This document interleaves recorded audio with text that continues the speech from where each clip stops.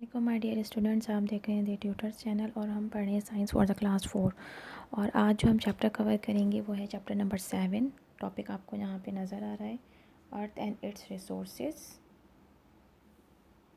Earth and it's resources, ठीक है जी। आज इस चैप्टर के अंदर जो हम बात करेंगे वो अर्थ के बारे में करेंगे।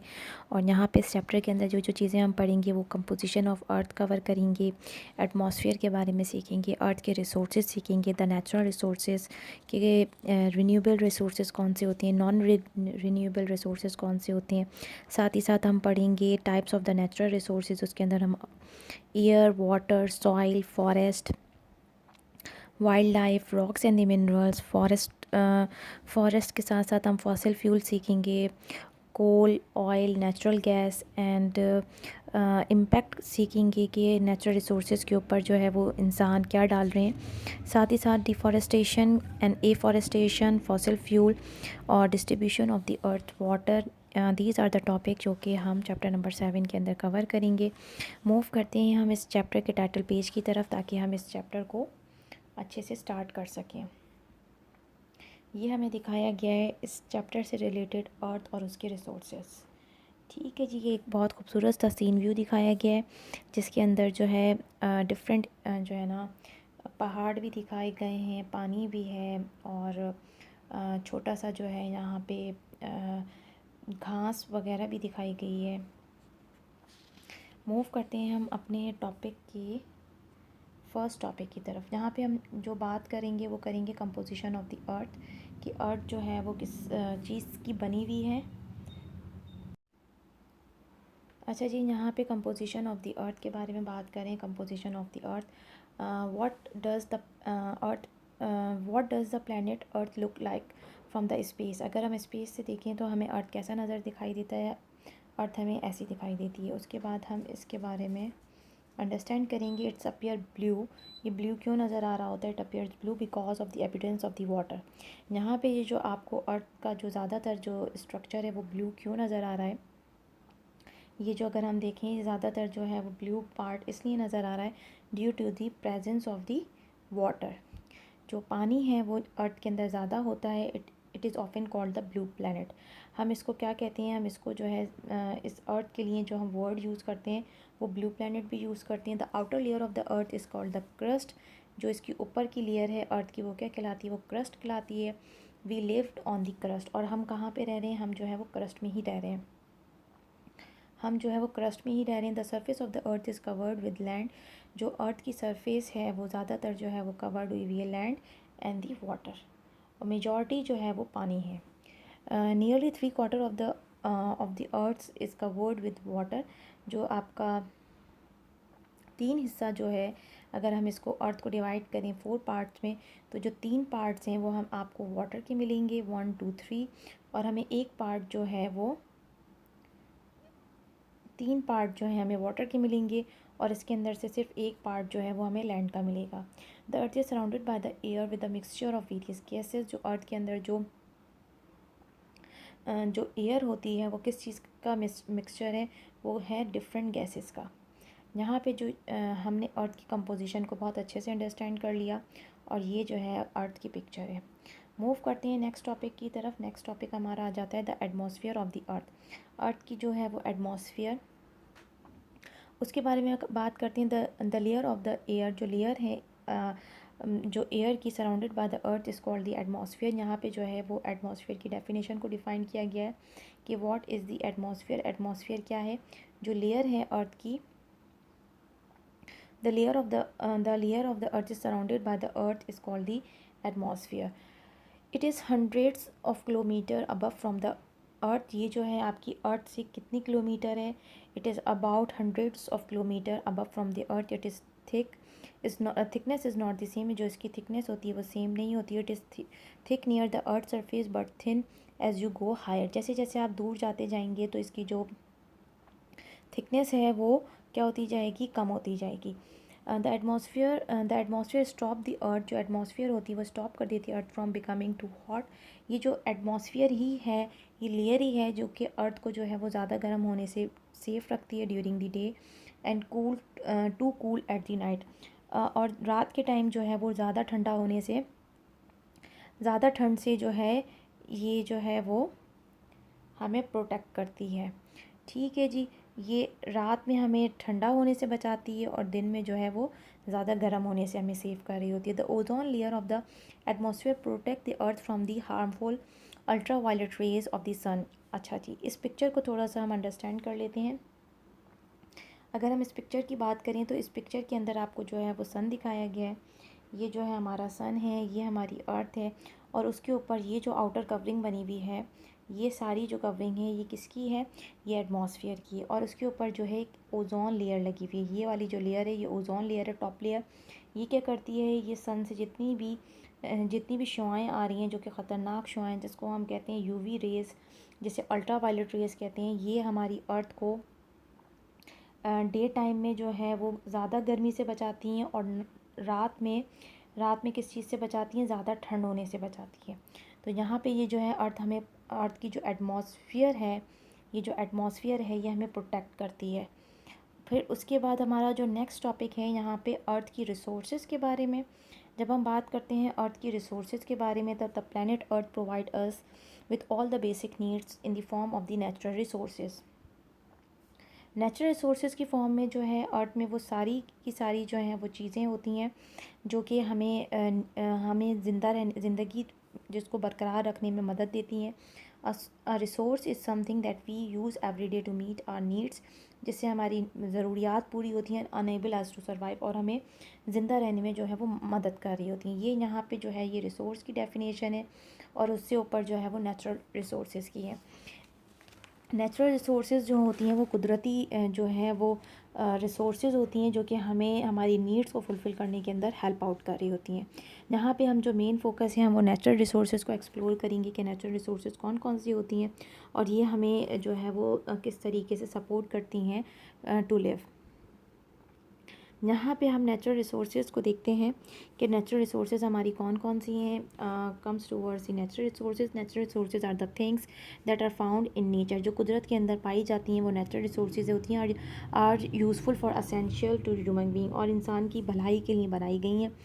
For example all the living organism needs air to survive. तमाम लिविंग ऑर्गेनिज्म को किस चीज़ की ज़रूरत होती है, एयर की ज़रूरत होती है ताकि वो ज़िंदा रह सकें। We get our food from plants and animal. हमारा जो खाना पीना होता है वो हम प्लांट्स एंड एनिमल से फुलफ़िल कर रहे होती हैं और प्लांट्स एंड एनिमल भी हमारे नेचुरल रिसोर्सेज में आते हैं। We would not be able to grow our food without soil. हम जो है वो मिट्टी के बगैर जो है ये प्लांट्स नहीं लगा सकते हैं। एंड वाटर, और पानी भी जो है हमारी वो नेचुरल रिसोर्स है। Look at the illustration of the natural resources blow. इस तस्वीर को देखें आप लोग, इन दोनों तस्वीरों को देखें, illustration blow of the following, let's learn about them. In pictures को देखें, इनके बाद फिर हम जो है इंडिविजुअली इन सारे पॉइंट्स को पढ़ेंगे। हवा के बारे में पढ़ेंगे, मिट्टी के बारे में पढ़ेंगे, प्लांट्स एनिमल के बारे में पढ़ेंगे एंड दी वाटर के बारे में पढ़ेंगे।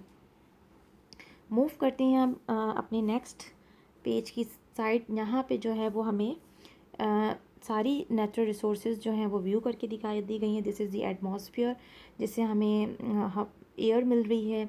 द सॉइल, जिससे हम कल्टीवेशन कर सकते हैं। नेक्स्ट हमारे पास एनिमल रिसोर्सेज आ गए। एनिमल रिसोर्सेज में हमारे पास काऊ भी है और हमारे पास गोट भी है, डक भी है, हैन भी है। These are the things that we use for to fulfil our daily life needs.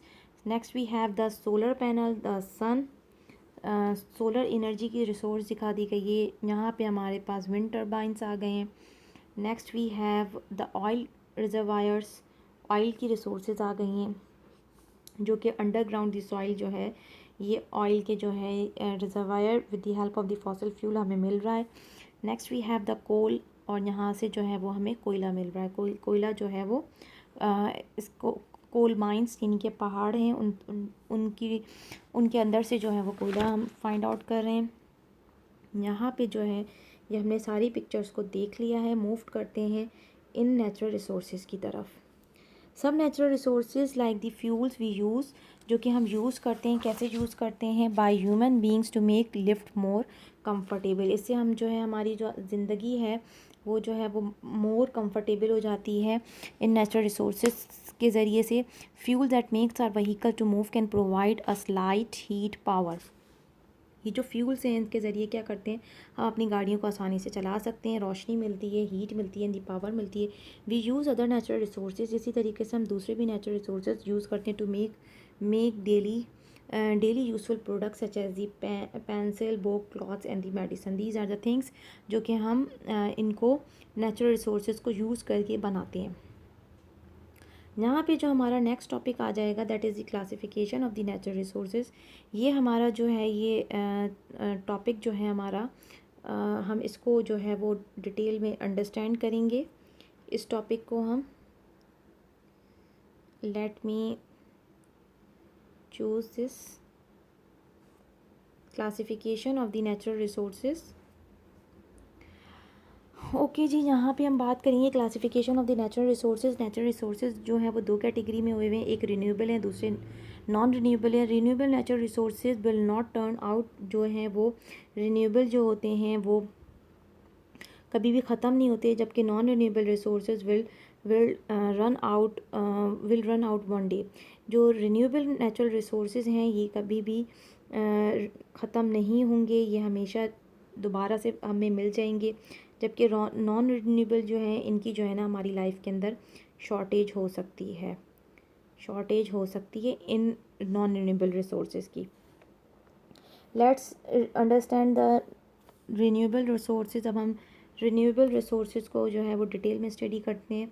Natural resources, जितने भी नेचुरल रिसोर्सेज हैं, कौन कौन से नेचुरल रिसोर्सेज हैं, like air, water, plants, animal, forest, sunlight, soil, wind, can either be grown back. ये जो है हमें दोबारा मिल सकते हैं, रिस्टोर्ड हो सकते हैं, रिप्लेस हो सकते हैं over the time by the natural process. कुदरती प्रोसेस के ज़रिए हमें ये दोबारा मिल सकते हैं। दे आर इनफाइनाइट, इसकी कोई लिमिट नहीं है, हम जब चाहें जितना चाहें ग्रो कर सकते हैं। In quantity are in renewable form. Although these resources are renewed continuously, ये हमें continuously मिल रहे हैं.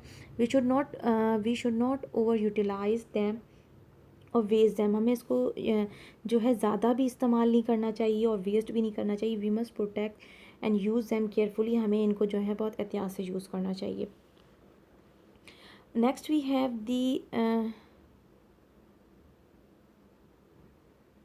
Have the non-renewable resources. Non-renewable resources are the minerals and the metals. ये वो minerals और मादनियात और वो धातें होती हैं। and the fossil fuel are available in the limited quantity. किस में होते हैं, ये limited quantity में होते हैं और ये renewed नहीं हो सकते, इतनी जल्दी से नहीं मिल सकते। and they are called the non-renewable resources. They are being depleted faster and they are regenerated. ठीक है जी, ये जो है वो हमें दोबारा से नहीं मिल सकते फॉसिल फ्यूल। जब हमने पढ़ा था तो हमने पढ़ा था कि 300 जो है वो मिलियन ईयर हमें लगते हैं to make the fossil fuel. तो फॉसिल फ्यूल जो coal is a fossil fuel, coal और ऑयल जो है वो हमारा फॉसिल फ्यूल है, और इसको हमें दोबारा से हासिल करने के लिए इतने मिलियन ईयर्स इंतज़ार करना पड़ेगा। हम इतने मिलियन ईयर्स कैसे इंतज़ार करेंगे, हम तो खुद ही ज़िंदा नहीं रह पाएंगे। Because fossil fuels were formed through a very slow natural process. ये बहुत स्लो नेचुरल प्रोसेस के ज़रिए होते हैं। Millions of year ago they can not be replaced easily. इनको हम आसानी से रिप्लेस नहीं कर सकते। We must use these resources very carefully and in a limited quantity so they longer lasted. इनको हमें बहुत एहतियात से यूज़ करना है ताकि हम इसको जो है वो आराम से फुलफ़िल कर सकें नीड को, और हमें वेस्ट नहीं करना है इन नेचुरल रिसोर्सेज को। Types of the natural resources, when we talk about the types of the natural resources, तो सबसे पहले जो नेचुरल रिसोर्सेज की टाइप आती है वो आती है हमारे पास air. The first type that we have is the air. Air is a mixture of gases. Air जो है वो उसके अंदर डिफरेंट गैसेज होती हैं। The most evident gas is the nitrogen. सबसे कॉमन जो इसके अंदर पाई जाती है वो नाइट्रोजन होती है, उसके बाद ऑक्सीजन होती है। Air also contain small amount of carbon dioxide, argon, water vapours and the hydrogen. यहाँ पे ये आपको फ्लो चार्ट दिखाया गया। इस फ्लो चार्ट में जो है वो 78% जो है वो नाइट्रोजन है और जो 21% है वो आपको ऑक्सीजन मिल रही है। बाकी जो रेस्ट आपको इसमें जो रेड पोर्शन दिख रहा है दैट इज़ दी 1%, और ये 1% में ये सारी गैसेज आ जाती हैं, carbon dioxide, argon, water vapour and the hydrogen gas. Living organism breathe oxygen. जितने भी जानदार जो हैं वो ऑक्सीजन को इनटेक करते हैं फ्रॉम द एयर, हवा में, and breathe out carbon dioxide, और कार्बन डाइऑक्साइड को बाहर छोड़ देते हैं, निकाल देते हैं। Plants use carbon dioxide to make their own food. और प्लांट्स को जो है वो कार्बन डाइऑक्साइड की ज़रूरत होती है ताकि वो अपना खाना बना सकें। मूव करते हैं, after the air we have the water. अब हम वाटर को भी थोड़ा सा ओवरलुक कर लेते हैं कि the natural resource of the water is very precious resource, बहुत अच्छी और जो है हमारे पास अल्लाह ताला की तरफ से जो है वो रिन्यूएबल फॉर्म में जो है वो हमें वाटर की रिसोर्स मिली हुई है। And the living organism can not survive without water, और जितने भी जानदार हैं वो पानी के बगैर नहीं रह सकते। हमारी बॉडी के अंदर जो है वो 70% जो है ना, हमारी बॉडी जो है वो उसके अंदर वाटर की क्वांटिटी होती है। अगर ये क्वांटिटी जो है वो 70% से डिक्रीज़ कर जाए तो हमारी बॉडी के अंदर जो है वो डिहाइड्रेशन हो जाती है। And we use water for drinking purpose, हम पीने के लिए यूज़ करते हैं, बाथिंग के लिए यूज़ करते हैं, वॉशिंग के लिए यूज़ करते हैं, कुकिंग के लिए यूज़ करते हैं, और इसके अलावा हम डिफरेंट पर्पज़ के लिए जो है वो वाटर को यूज़ कर रहे होते हैं। The farmers use water to grow crops, और फार्मर्स क्यों यूज़ करते हैं, ताकि वो क्रॉप्स ग्रो कर सकें। Many plants and animal live in near the water, ज़्यादातर जो प्लांट्स एंड एनिमल है वो वहीं पे पाए जाते हैं जहाँ पे पानी उनको करीब में मिल जाए।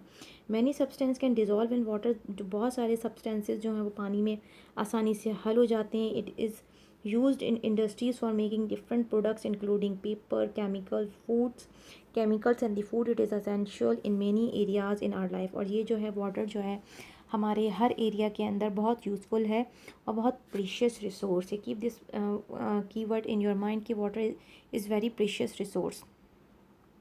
यहाँ पे पिक्चर में भी दिखाया गया है कि लिविंग थिंग्स जो हैं वो नीड वाटर टू सर्वाइव। ये जो काउज़ हैं ये पानी को पी रही हैं to survive.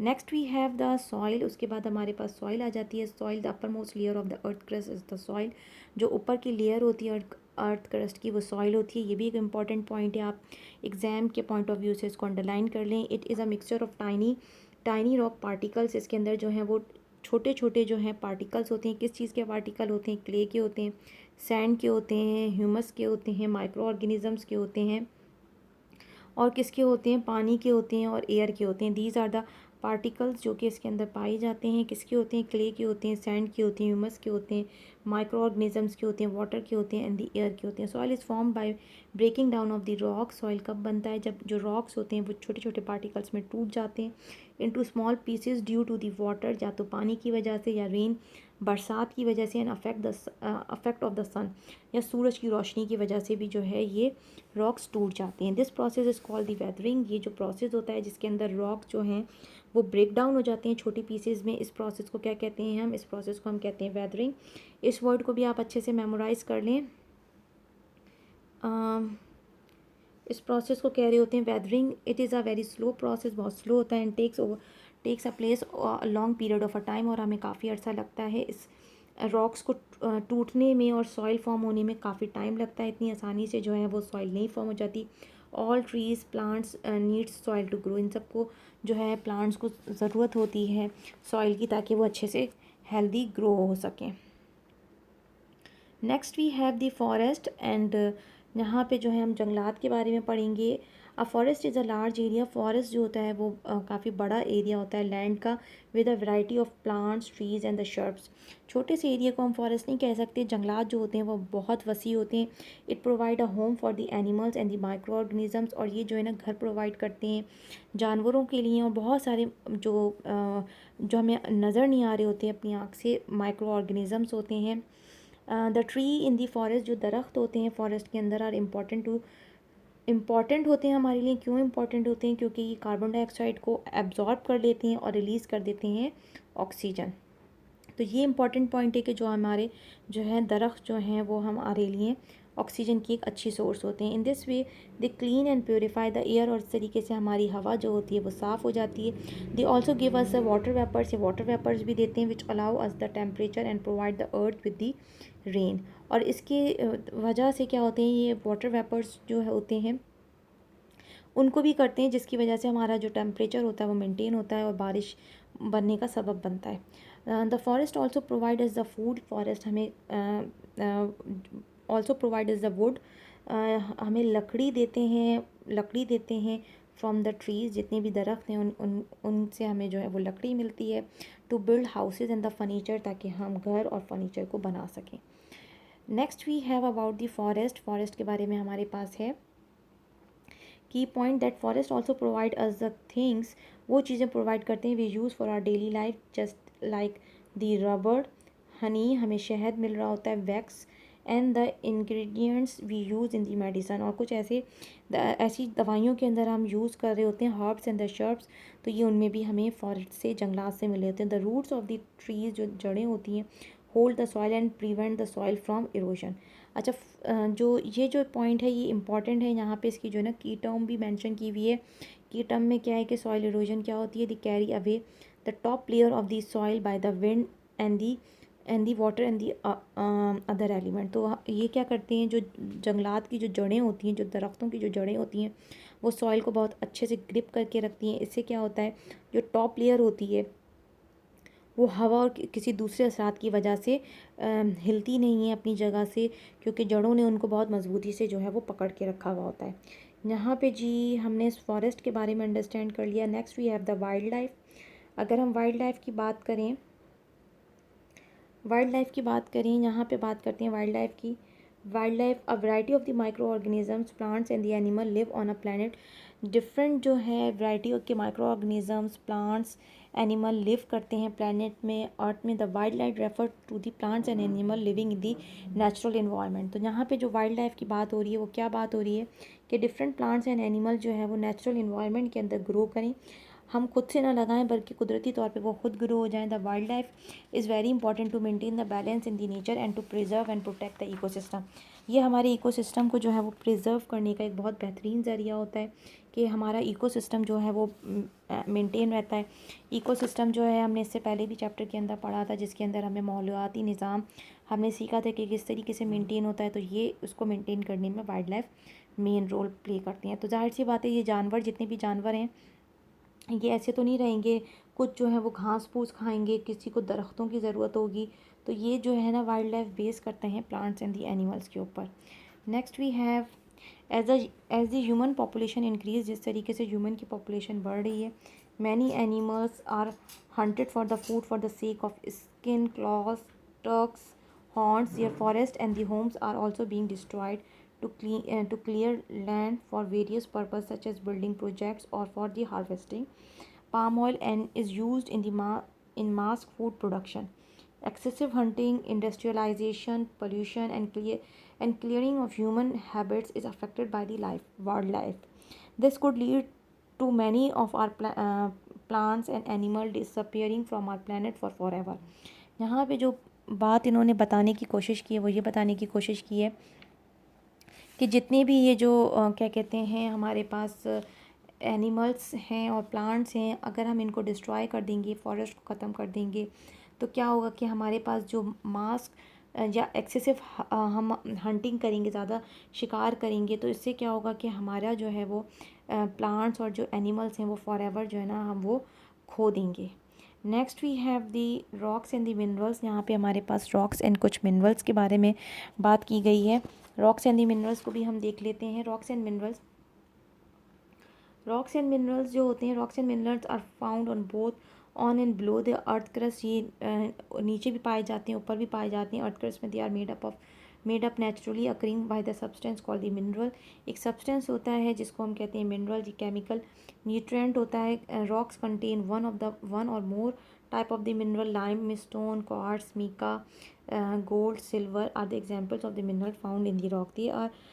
There are different varieties of rocks and they come in different color and the sizes. Some of them are used to build houses, जैसे मार्बल्स वगैरह यूज़ होते हैं जो घरों में यूज़ किए जाते हैं, बिल्डिंग्स में यूज़ किए जाते हैं, रोड में यूज़ किए जाते हैं, जो आपके करश टाइप के जो होते हैं, उसके अलावा ब्रिजेस में यूज़ किए जाते हैं different rocks and the stones. Next we have fossil fuel. यहाँ पे हम बात करेंगे फॉसिल फ्यूल के बारे में कि फॉसिल फ्यूल हम इन डिटेल पढ़ भी चुके हैं। इसके अंदर कह रहे हैं कोल एंड दी ऑयल। ऑयल के अंदर जो है वो पेट्रोलियम की बात कर रहे हैं। As well as the natural gas are the source of the fossil fuel. ये फॉसिल फ्यूल की सोर्स है। We depend on them for most of our energy needed. जितनी हमें एनर्जी चाहिए होती है उसके ऊपर हम इन चीज़ों पर डिपेंड करते हैं। We use them to run the vehicle, हमें गाड़ियाँ चलाने में इसको इस्तेमाल करते हैं और डिफरेंट गाड़ियों को में यूज़ करते हैं। टू प्रोड्यूस इलेक्ट्रिसिटी, और इनसे हम इलेक्ट्रिसिटी भी प्रोड्यूस करते हैं। Why we call fossil fuel, हम इनको फॉसिल फ्यूल क्यों कह रहे हैं, ये एक इम्पॉर्टेंट सवाल है जो कि हम पहले चैप्टर में पढ़ चुके हैं। Fossil fuel are form from the organic remains of the pre historic plants and the animal that live millions of year ago. ये हमने पढ़ा था कि डिफरेंट प्लांट्स और एनिमल जो हैं वो ज़मीन के नीचे सालों पड़े रहते हैं, जिसके बाद जो है उनकी कंपोजिशन चेंज हो जाती है और वो फॉसिल फ्यूल में कन्वर्ट हो जाते हैं। They are buried deep under the layer of the rock and sediments pressure and the temperature changes these organic remain into the fossil fuel. और प्रेशर और टेम्परेचर जो है वो उनसे इनकी जो है वो तब्दील हो जाती है कंपोजिशन, और वो फॉसिल फ्यूल बन जाते हैं। Next we have the coal. उसके बाद हमारे पास जी कोल है, और कोल को हम एक्सप्लोर कर लेते हैं कि कोल के अंदर क्या चीज़ बताई गई है। Coal is a solid fossil fuel. ये जो है वो सॉलिड फॉसिल फ्यूल है। कोल को उर्दू के अंदर जो है वो कोयला कहते हैं। They has to be dug, हम इसको निकालते हैं from the inside the earth, ज़मीन के नीचे से निकालते हैं। It is form from the huge trees, बड़े बड़े जो दरख्त होते हैं, that are lived millions of year ago in a swamp forest.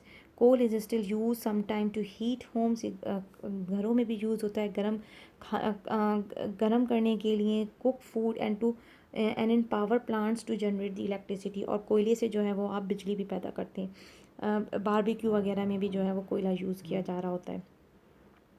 उसके बाद हमारे पास नेक्स्ट जो आता है वो ऑयल आ जाता है। क्रूड ऑयल और the petroleum is a liquid fossil fuel. ये जो है वो लिक्विड फॉसिल फ्यूल है that is form from the remains of the marine plants and animal. जितने भी समंदरी पौधे और जो एनिमल्स होते हैं उनके डिपॉजिट से ये जो है क्रूड ऑयल होता है। And buried under the layer to sediments in a sea floor, और जो समंदर के बिल्कुल जो नीचे वाली जो लेयर्स होते हैं उसके अंदर ये जम जाता है। The oil deposits are not always found under the water.